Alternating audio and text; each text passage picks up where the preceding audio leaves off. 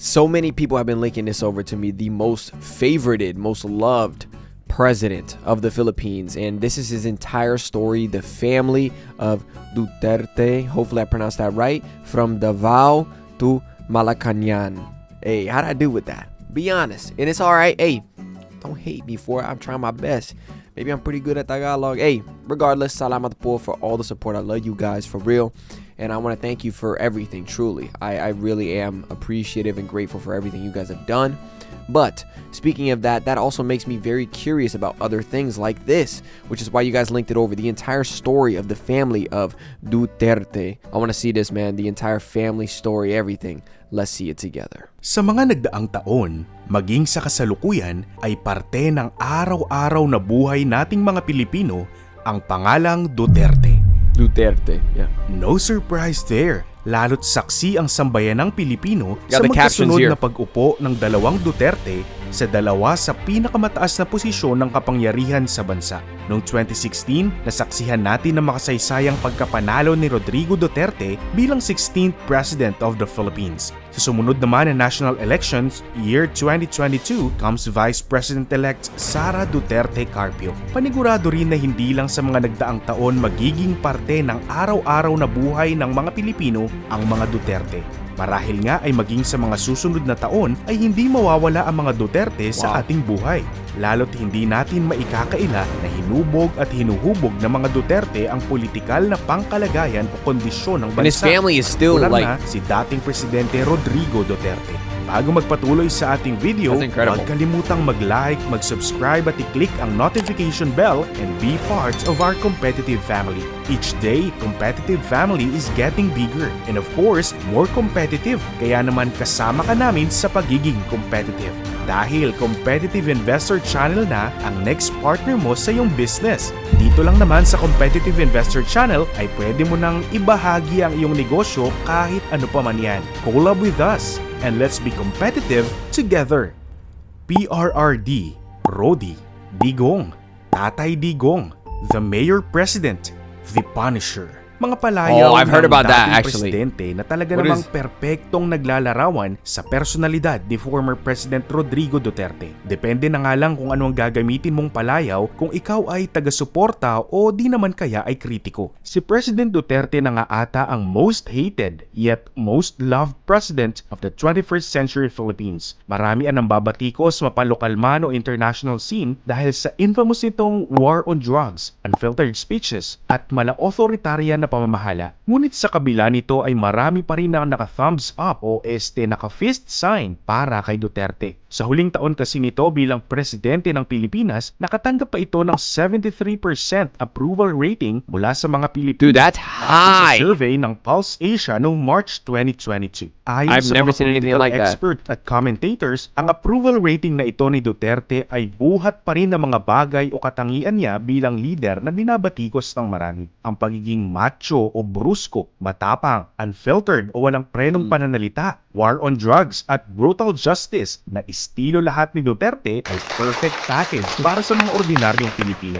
Isa pa sa talaga nagdala kay Duterte sa Malacañang ay ang maganda nitong track record bilang mayor ng Davao City. Mula sa pagiging mayor ay dumiretso sa pagiging chief executive ng bansa si Digong at ang unang presidente ng Pilipinas mula sa Mindanao. Dito na siya nakilala bilang the mayor president at pangulong prompting. Sabi nga ng ilan ay parang shortcut ang nangyari sa karera sa politika ni Digong. Ngunit kung akala ng marami ay baguhan sa politika si Duterte ay dito kayo nagkakamali. Dahil prom-demand na pangulo ay hasa si Digong sa sikot-sikot ng politika at serbisyo publiko. Bago para sa ilan ang pangalang Duterte noong 2016. Ngunit para sa mga taga Davao, Leyte at Cebu, matagal ng parte ng local elites ang angkang Duterte, lalo na sa Started politika. small, grew Parehong into something maternal- more. Paternal side ni Digong ay parte ng local political elites. Ang lolo ni Digong sa mother side na si Eleno Roa ay municipal president ng Liloan, Cebu. It's in the Ang lolo family. naman niya sa father side na si Facundo Duterte ay kilalang court clerk sa Cebu pa rin. Ngunit bago pa man ito, Noon pang panahon ng mga Kastila o noong 1700s hanggang 1800s, de buena familia na ang mga Duterte. What? Trace ng angkan ng mga Duterte ang kanilang lahi mula pa sa mga Duterte ng Cebu na ayon sa American historian ni si Michael Cullinane ay isa sa old Spanish Creole family ng Cebu. Ang ancestry naman ni Digong ay matitrace mula sa isang donya na nagngangalang Dionisia or Francisca Duterte. This is why I love videos like this, man. This is Hindi malinaw incredible. kung alin sa dalawa ang tunay nitong pangalan. Nagkaroon ito ng anak sa isang land-owning Chinese mestizo na si Don Maximo Veloso. Hindi kasal si Don Dionisio at si Don Maximo, kaya naman Duterte ang ginamit na pangalan o apelyido ng mga anak nito. Isa sa mga naging anak nila ay ang great-grandfather ng ating 16th President Duterte na si Don Isabelo Duterte. Sinundan ni Don Isabelo ang yapak ni Don Maximo at nagmay-ari ito ng maraming lupain sa bayan ng Danao at Carmen, Cebu noong 1870s. Dahil sa maraming lupain na pagmamay-ari ni Don Isabelo sa Danao, tinawag siyang hasyendero. Sa Danao na rin niya nakilala ang kanyang may bahay na si Doña Damasa Buot. Dalawa sa mga naging anak ni Don Isabelo at Doña Damasa ang nagkaroon ng tanyag na anak o apo sa larangan ng politika. Ito ay sina Facundo at Sometimes it's in the Severo blood. Duterte. Sa It just linya is ni what it is, Severo, man. Nagmula si Danao City Mayor Beatriz Sometimes. Duterte Durano na nahalal noong 1956. Ang mga anak at apo ni Beatriz Duterte Durano ang silang maghahari sa local politics ng Danao City. Napangasawa lang naman ni Beatriz Duterte Durano ang kilalang political kingpin ng Political Cebu, si kingpin. Ramon Manong Amon Durano. Dang, he look like he part of the mafia. Tataka ng kanilang mga anak Filipino na mafia. pumasok din sa politika. Kasama na rito si Beatriz Durano Calderon na naging nice mayor hat. ng Samboan at vice governor ng Cebu. Si Ramon Boy Durano Jr. naman ay nagsilbi bilang mayor ng Danao City. Sa kasalukuyan, ang anak ni Beatriz Duterte Durano na si Ramon Nito Duterte Durano III ang Dude, it's vice mayor consistent. ng Danao City at nakaupo naman bilang mayor ang anak ni Nito na si Thomas Mark Durano. Oh my gosh. Naunang nagsilbi si Nito Durano bilang mayor ng Danao City mula 2012 hanggang 2022. 10 years. Siyempre, last but not the least, ang lolo ng ating 16th Philippine President, Facundo Buot Duterte. Napangasawa ni Facundo Duterte si Zoila Gonzales at nagkaroon ng 5 anak kung saan 4 dito ay lalaki.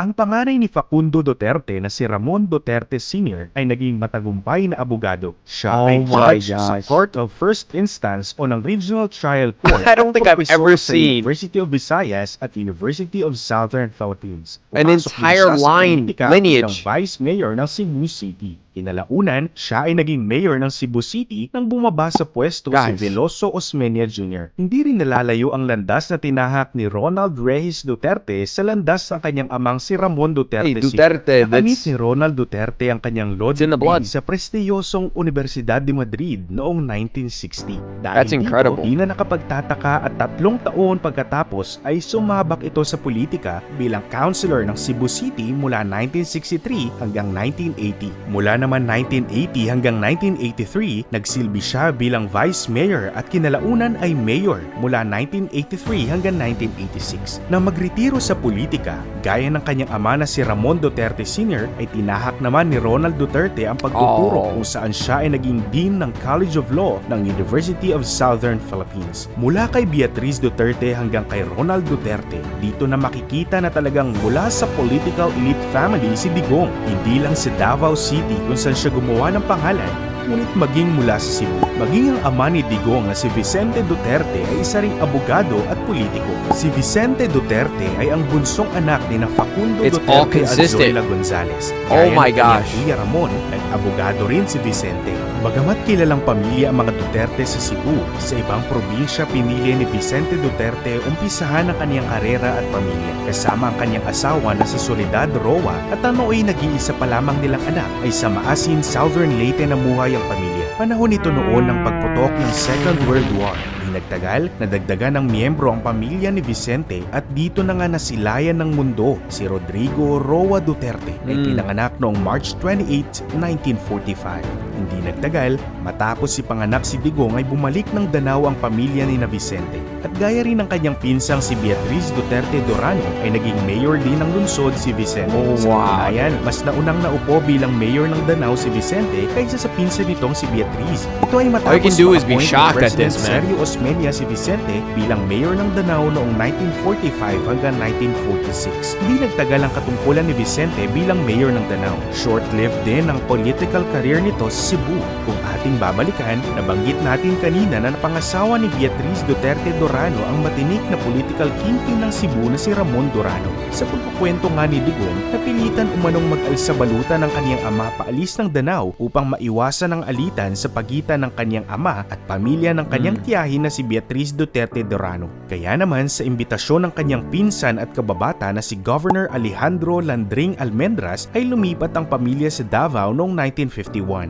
5 taong gulang pa lamang si Digong nang lumipat ang pamilya. Ang mga Almendras ang pinakamakapangyarihang angkan noon sa Danao at Davao bago sumapit ang World War II. Ang pamilya Almendras kasi ang isa sa pinakamayamang land-owning family sa Danao at kilalang masugid na taga-suporta ni President Sergio Osmeña. Sa Davao, tinulungan ni Vicente si Landring So it sa really karera was nito sa consistent. politika. Kaya naman hindi kinalaunan ay si Vicente ang napiling successor ni Landring sa pagkagobernador ng Davao noong 1959. Pagkatapos ng kanyang termino bilang gobernador ay tinawag ng Malacanang o ni President Ferdinand Marcos Sr. si Vicente Duterte para naman punan ang posisyon ng Cabinet Secretary ng Department of General Services o katumbas ngayon ng Department of Interior and Local Government. Sa kagustuhang i-revive ang kanyang political career, bumalik si Vicente ng Davao at tumakbo bilang kongresista ng Davao del Sur. Sa kasamaang palad ay hindi nagtagumpay si Vicente Duterte. Sa pagkatalo na ito ay hindi na bumalik pa sa politika si Vicente at pinagpatuloy na lamang But they ang were kanyang always law surrounded in practice. law. Sa haba nga ng kasaysayan ng angka ng Duterte Yeah. sa kapangyarihan, This is crazy. nasaan kaya dito si Digong bago siya naging kilalang mayor ng Davao at President of the Philippines? Bago yan, make sure na nakasubscribe ka na sa bagong handog sa inyo ng The Competitive Investor Channel. Kung gusto mo ng ganitong videos o content pero mas maangas, mas pinalakas na content, check out and subscribe to the Universalist Channel na maghahatid sa inyo ng pangmalakasang English documentaries about politics, business, and famous personalities. Nasaan nga ba si Digong sa mahabang linya ng politiko mula sa Duterte family? Bilang anak ng gobernador at napapaligiran ng mga abogado, sa murang edad ay nalantad na kay Digong ang buhay ng isang serbisyo politiko. Sa edad pa lamang na 13 years old, nakita na ni Digong Duterte ang buhay bilang isang politiko dahil sa kanyang amang si I've Vicente, said this before, na kids are noon sponges, ay man. gobernador ng Undivided Davao, at sa inang si Soledad Roa na isang public school teacher at civic leader. Ngunit kabaliktaran sa iniisip ng marami na ang amang si Vicente Duterte ang naghasa kay Digong bilang isang politiko. Ang mga aral ng inang si Soledad ang umiiral sa buhay ni Digong. Ayon sa kwento ng nakababatang kapatid ni Digong na si Jocelyn Duterte, paborito ng kanilang ina si Digong. Sa kanilang ina nga daw marahil naman ni Digong ang kanyang authoritarian at matapang na pag-uugali. Habang ang pagiging malambot na puso naman nito ay sa kanilang amang si Vicente Duterte. Which is shocking. Bagamat Sometimes takot it's from the sa ina, mom's side. lumaki pa ring pilyo at may pagkarebelde ang presidente. Madalas umano itong umuwi ng alas 3 ng madaling araw kahit na 12 AM ang kanyang curfew. Isa sa kalokohan ng binatilyong si Digong na talagang hindi makakalimutan ng kanyang mga kapatid ay ang Wait, pagpapalipad what? umano ni Digong ng eroplano sa tapat mismo ng bintana ng kanilang bahay. Sa bihirang pagkakataon ay naggalit ng husto ang amang si Vicente kay Digong. Dahil dito, 3 araw umanong hindi umuwi sa kanilang bahay si Digong dahil sa galit ng kanilang ama. Sa mga hindi nakakaalam, I feel ay that. noong kabataan ng presidente Everybody ay has may felt license that. ito na magpalipad ng eroplano. Sa isang yearbook entry ni Digong, sinulat nito na pangarap niya maging isang Wow. piloto. Ngunit namayani pa rin kay Digong ang dugo ng mga Duterte sa politika.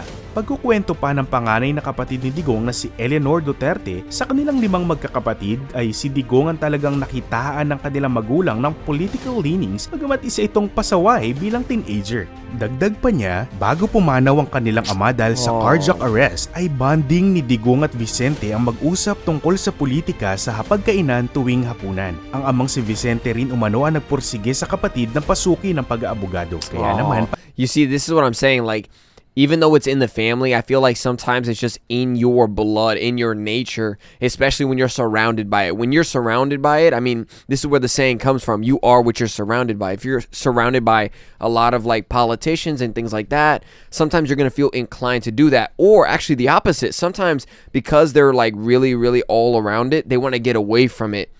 And so they're not involved with it at all. But it seems like it might have been in a healthy way, the way that they maybe would talk about it at a dinner table, because there is healthy ways to do it. I feel like sometimes people wrap a lot of emotion and a lot of things to that, when really it can just be a simple disagreement or it's just a simple thing. But some people, like, they tie their emotions to your political this or political that, and I'm not even all that into politics at all, and I could see it. I see it everywhere at school, even here in America or even in Brazil. You see it everywhere around the world. It's not only in the Philippines, but they tie this emotion, like it will destroy their entire week if they find out something that you like this politician or this one, like crazy stuff like that, you know what I mean? So that shit is what it is. But I think it's really cool seeing that it kind of like mentored him into this because of what his dad was kind of putting him around, not even purposely at times. It was just having a conversation at the table, and after his passing, it probably insinuated him even more, you know? But yeah, it's really, really cool. I love videos like this. Pagka-graduate ni Digong sa Lyceum of the Philippines para sa kursong Political Science, ay pumasok ito ng San Beda College of Law at by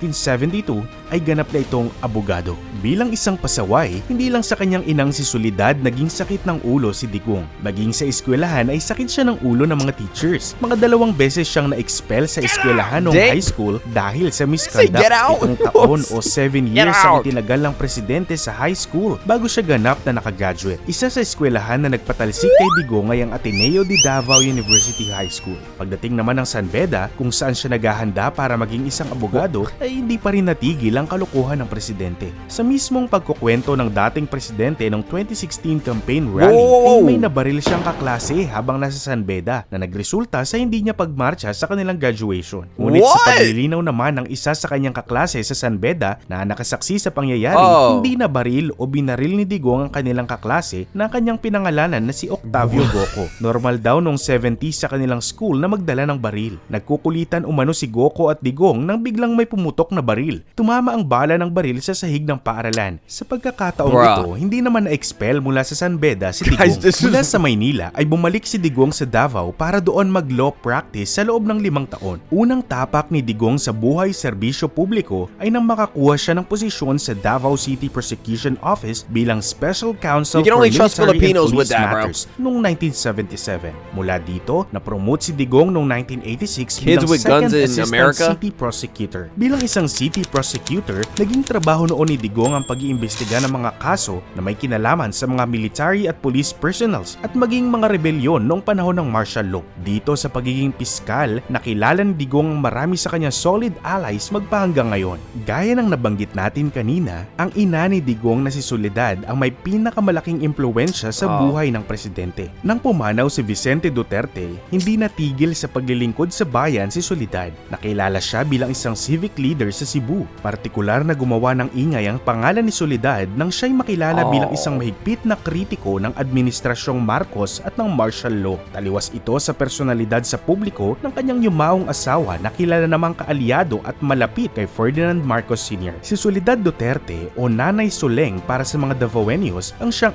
icon o simbolo ng demokrasya sa Davao at siya rin ang nanguna sa Yellow Friday movement sa Mindanao. Dahil nga dito, ayon kay Eleanor Duterte, tumawag pa mismo kay Digong si dating Presidente Marcos Sr. upang pakiusapan siya na patahimikin ng kanyang ina. At bilang isang loyal na anak at true mama's boy, ayon kay Eleanor ay sinabi ni Digong sa dating presidente na hindi niya magagawang patahimikin o pagsabihan si Nanay Suling dahil aniya si Nanay Suling mismo ang disciplinarian sa kanilang pamilya. Technically wasn't wrong. Ang unang nagmumura, nagpaparusa sa kanya at nagpapaluhod sa altar, kaya hindi niya kayang pagsabihan ang sariling ina. Nang matapos ang martial law taong 1986 at lumutang na panalo ang panig ng demokrasya sa pangunguna ni Cory Aquino, na-appoint si Digong bilang OIC Vice Mayor ng Davao. Pagkatapos ng kanyang termino bilang Vice Mayor, sinubok ni Digong ang timpla ng mamamayan ng Davao City at tumakbo para sa pagka-mayor sa ilalim ng Lakas ng Davao banner. Kinagat ng mamamayan si Digong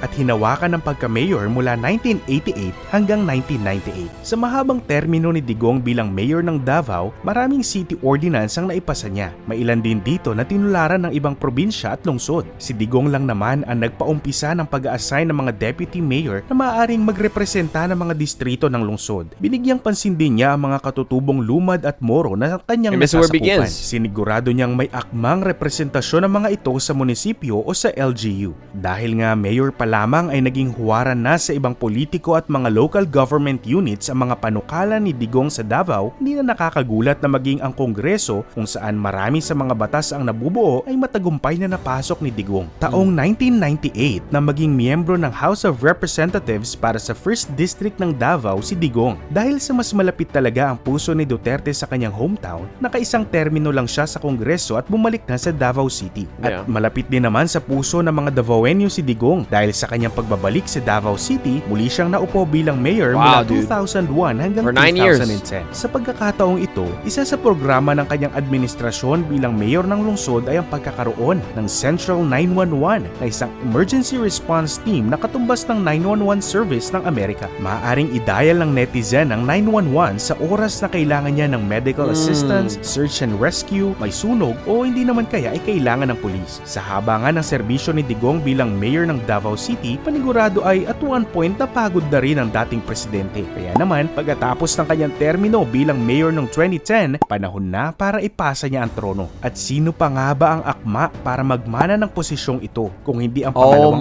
anak ni Digong na si Sara Zimmerman Duterte Carpio o kilala rin bilang Inday Sara. Si Inday Sara ang first ever elected woman at youngest vice mayor and mayor ng Davao City.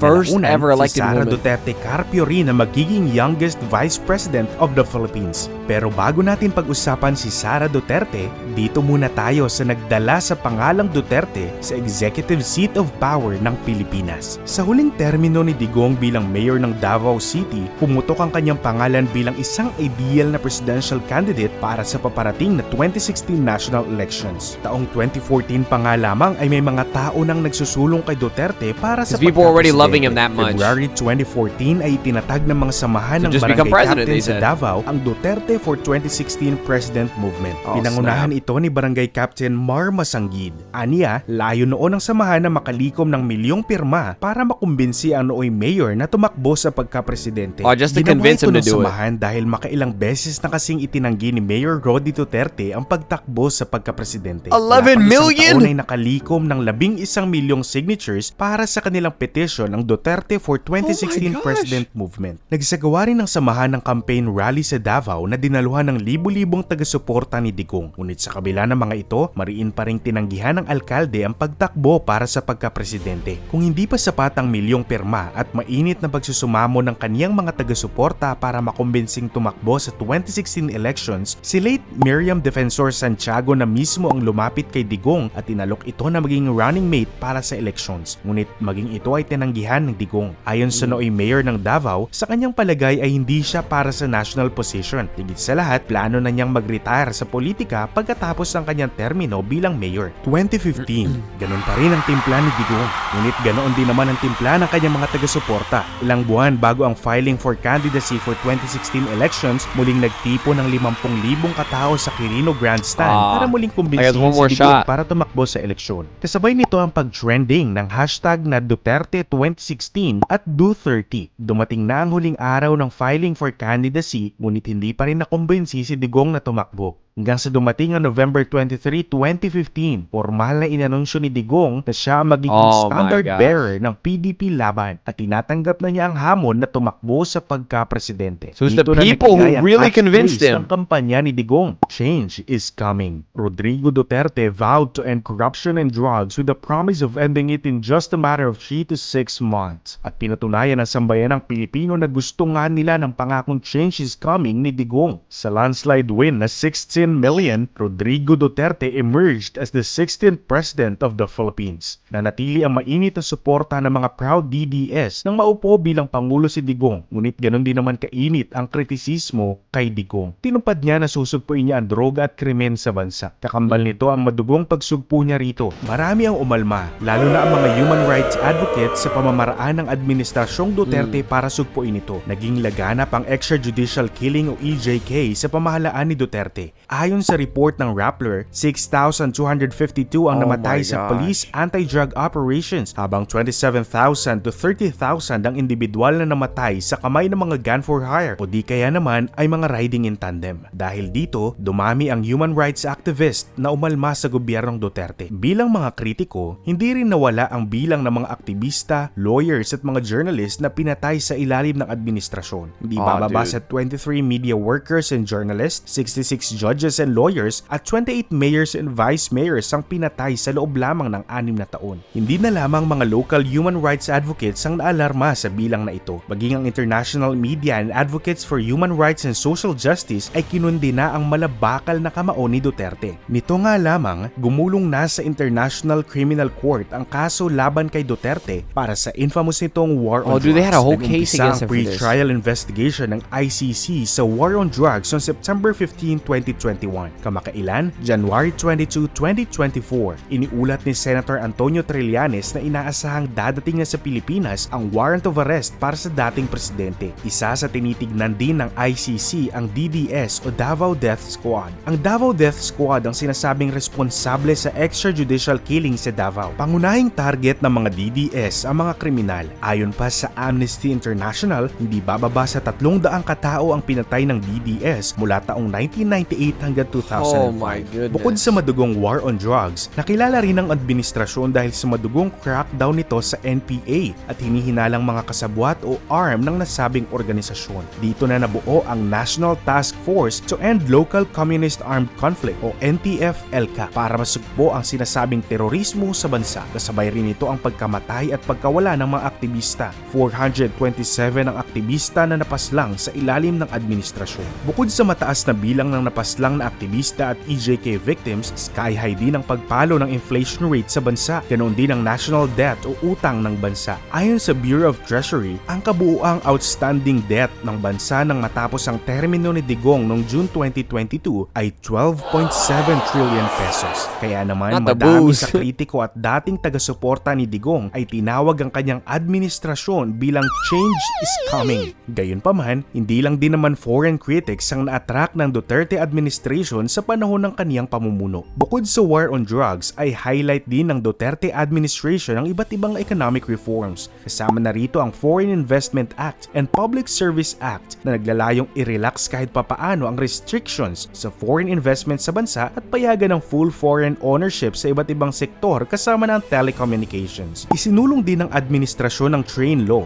o Tax Reform Acceleration and Inclusion Law na siyang umani ng hating opinyon sa mamamayan. Bukod kasi sa tax exemption para sa mga kumikita ng 250,000 pesos pababa kada taon, ay dala rin ng Train Law ang mas pinataas na excise tax para sa produktong petrolyo, tobacco, sugar-sweetened products, vehicles at iba pang non-essential goods. Naging trademark din ng administrasyon ng Build Build Build program kung saan prioritize ng administrasyon ang pagtatatag ng modernong public transportation system sa tulong ng pagtatayo ng mga daan, tulay, airports, seaports at railway And a lot of these are still being built, correct? Ito ang tila nagbigay daan para sa presidential daughter Davao City Mayor Sara Duterte Carpio para mapagtagumpayan ang vice presidential bid for 2022 elections. Maliban sa pagiging vice-presidente, naglilingkod din si Sara bilang secretary ng DepEd o Department of Education ng Administrasyong Marcos. Nakakaisang taon pa lamang sa kanyang posisyon bilang vice-presidente ay sinubok na agad ng kontrobersya si Inday Sara.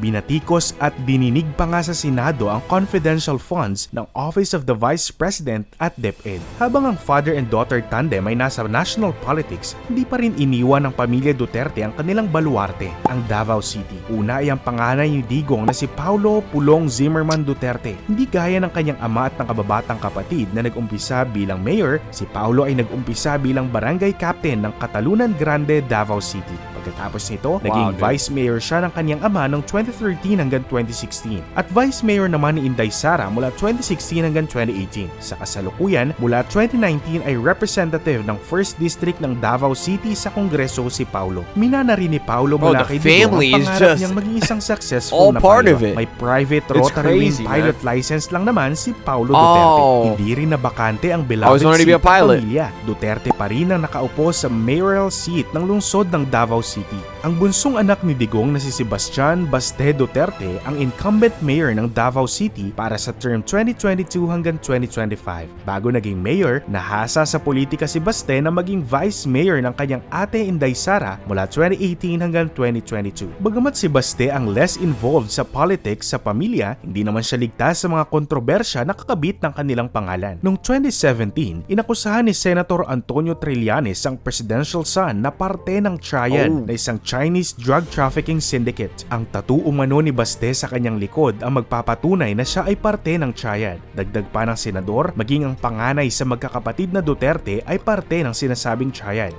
Sa kabila ng mga kritiko at samot-saring kontrobersya, paniguradong parte pa rin ng pang-araw-araw nating buhay bilang mga Pilipino ang mga Duterte. Magiging laman pa rin ang mga ito ng mga balita. Nga lang, ang dapat nating abangan ay kung good news o bad news ang balitang ito para sa sambayan ng Pilipino. Dahil ang headlines o kontrobersya ng mga Duterte at ninumang politiko na nasa kapangyarihan ay refleksyon ng kung ano o sino tayo bilang isang bayan. Mula sa pamumuno ni Rodrigo Duterte hanggang sa pag-usbong ni Sara Duterte Carpio bilang isang matibay na personalidad sa politika, patuloy na magbubukas ng maraming yugto sa kasaysayan ng Pilipinas ang pamilya Duterte. Patunay ang pamilya Duterte sa buhol-buhol na buhay politika ng Pilipinas kung saan nagtutuligsa ang kapangyarihan, pamilya, iba't ibang ideolohiya at opinyon. May gusto ka bang story or topic na gusto mong ma-feature dito that sa video aming is so channel? good, man. Just comment below. I love that. I think I love videos like these mainly because it shares a lot of different facts and a lot of explanation, right? About certain things that are mentioned, and especially just showing you either the most loved/hated president and explaining the entire family and how this family and this name in particular, Duterte, see, I said it right, how that name is very popularized for a reason because of how consistent the entire lineage of the family was throughout the entire course of their lives, the generations, and you know what they've done and things like that. Like, this is what I love history about, mainly because of this. Not to just smack down on my opinion, do I like him, do I like it? It's not even about that. I think it's mainly about learning the history and what has happened, what hasn't happened, what is to come maybe. Things like that, you know, the changes that happened that could, you know, drastically kind of route or pave a different path than if he wasn't, or if he was, or what he did. Stuff like that I think is so incredibly intriguing, and I love videos like this for that. I mean, even in school, I've always loved history class, and not even just to, you know, share an opinion or get the teacher's opinion on something political. It was just to hear the story of something in the past, or how this happened, how this came to be. Why is it this? And that is the most incredibly interesting part about it. I love this video. Thank you guys for linking it over. And thank you so much for watching. I really do appreciate it. Hey, if you liked it, leave a like. If you loved it, subscribe. If you want more, let me know down in the comments below. And yeah, till next time, guys. Peace. A river runs through golden sands. Dreams are woven in fragile hands.